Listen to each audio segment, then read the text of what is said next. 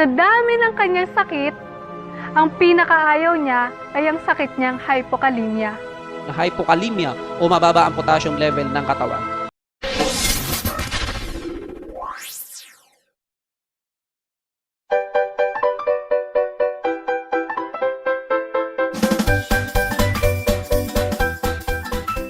Mahirap magkasakit. Totoo ito kay J.M. Aliber, a father of 3 kids. Halos buong buhay niya ay nasa lansangan. Hawak ang kanyang steering wheel ng kanyang sasakyan, and he dealt with other people almost every day.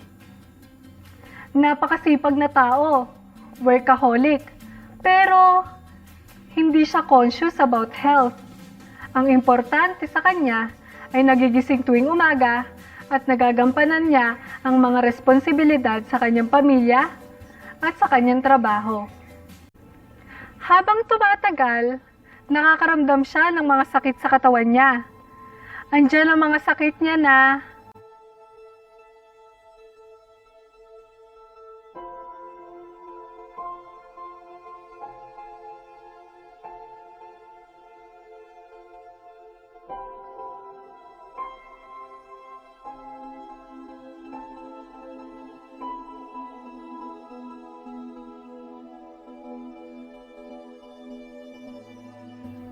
pero iniasa lamang niya sa mga gamot butika, doktor, ospital, at sa mga prayers.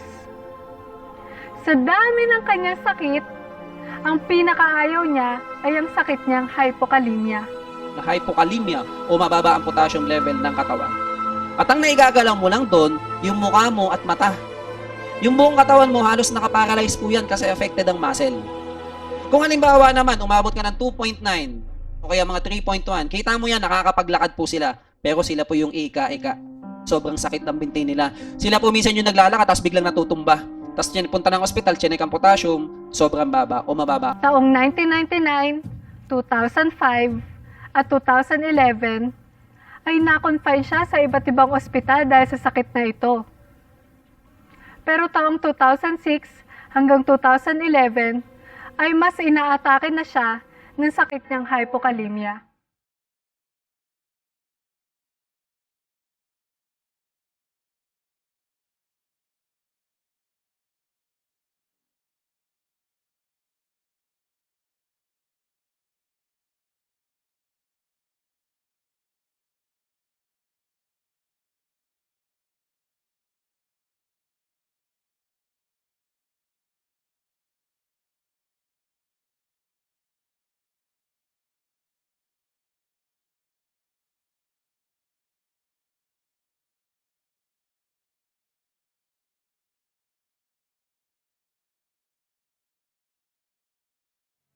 Taong 2013, nakilala niya ang First Vita Plus.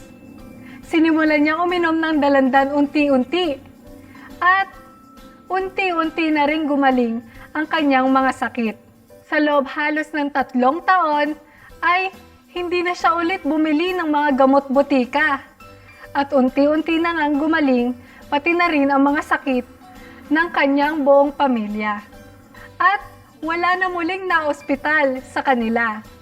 Dahil sa ganda ng produkto, na ikukwento na niya ang lahat ng good news sa ibang tao. At nakakatulong din siya sa pagpapagaling ng ibang taong may sakit.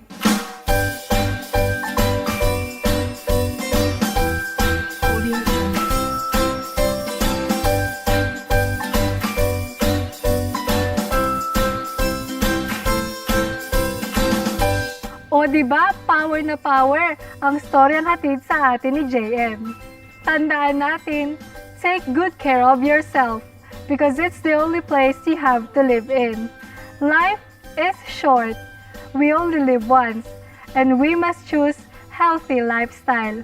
Muli po, great Vita morning to all of us.